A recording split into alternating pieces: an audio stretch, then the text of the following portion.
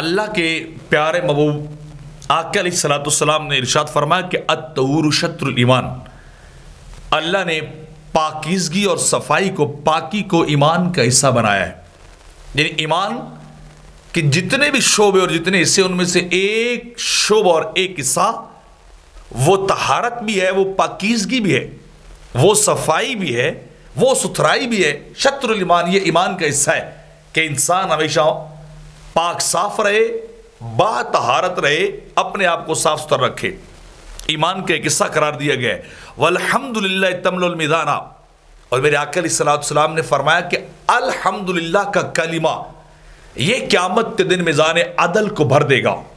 جب انسان کی اچھائیاں اور برائیاں، نیکی اور بدیاں تولی جائیں گی، تو وہاں جا کے یہ اتنا بڑا کلمہ الحمدللہ تملأ المیزان، یہ جا کے نیکیوں کے پلڑے کو بھر دے گا.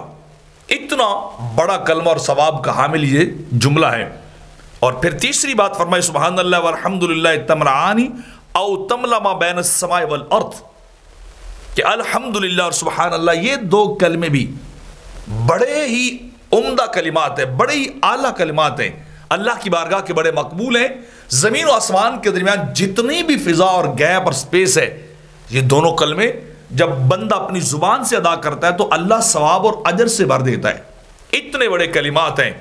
اور اگلی بات ارشاد فرمائی الصلاۃ نور، نماز لوگوں کے لیے نور ہے. قیامت کے دن یہ نماز لوگوں کے لیے نور بن جائے گی.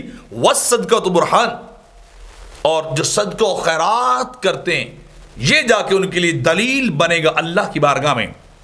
ان کے لیے اللہ کی بارگاہ میں یہ بخشش کو کی حصول کا ذریعہ بن جائے گا.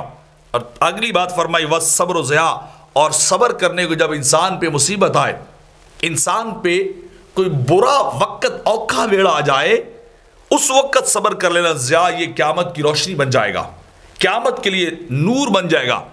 یعنی جب مصیبت ہو، جب مشکل وقت آ جائے تو انسان کو آہو فغاں نہیں کرنی چاہیے، انسان کو وویلا نہیں کرنا چاہیے، بلکہ انسان کو صبر سے کام لینا چاہیے. کیونکہ صبر والے وہ ہیں انما یوفی الصابرون اجرہم بغیر حساب. اللہ کہتا ہے جو صبر کرنے والے ہیں اللہ ان کو اجر بغیر حساب کے عطا کرتا ہے. تو صبر ان کے لیے ضیاء. والقرآن حجۃ لک او علیک، اور اللہ کی کتاب یعنی قرآن یا تو تیرے حق میں حجت ہے یا تیرے خلاف حجت ہے. اگر تو قرآن پہ عمل کرے گا، قرآن کی تلاوت کرے گا، احکامات قرآن پہ عامل ہو جائے گا، تو قرآن تیرے حق میں حجت بن جائے گا.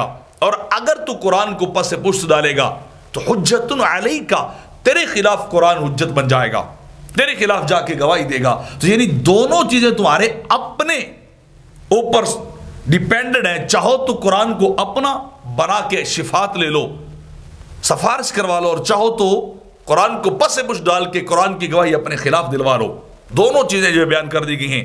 اور میرے آقا نے فرمایا کل الناس یغدو فبائع نفسہ فمؤتقها او موبقها، ہر انسان جب صبح کرتا ہے تو اپنے آپ کو بیچنے والے ہوتے ہیں. کوئی تو اپنے آپ کو آزاد کر لیتا ہے، کوئی اپنے آپ کو ہلاکت میں ڈال لیتا ہے. تو جو نیکی کرتا ہے، اللہ کے حکموں کے مطابق دن گزارتا ہے، وہ اپنے آپ کو جہنم کی آگ سے آزاد کروا لیتا ہے. اور اگر جو اللہ کی احکام پہ عمل نہیں کرتا، ان کو پس پش ڈالتا ہے، موبقها، وہ خود کو ہلاکت میں ڈالنے والا ہے. تو یہ چھوٹے چھوٹے اعمال ہیں، چھوٹے چھوٹے کلمات ہیں، چھوٹی چھوٹی چیزیں جو میرے آقا بیان کر رہے ہیں بہت چھوٹی چھوٹی چیزیں، لیکن قیامت کے دن انسان کے اجر کے اعتبار سے بہت بڑی بن جائیں گی. انسان انہیں بالکل نارمل لیتا ہے، لیکن وہ نہیں جانتا جب قیامت ہوگی، جب اللہ کے دربار میں جائیں گے، جب اگلے پچھلے کھڑے ہوں گے اور ضرورت ہوگی، ایک ایک ذرے کی ضرورت ہوگی، نیکی ایک ایک ذرے کے برابر نیکی کی لوڑ ہوگی، اس وقت یہ چھوٹے چھوٹے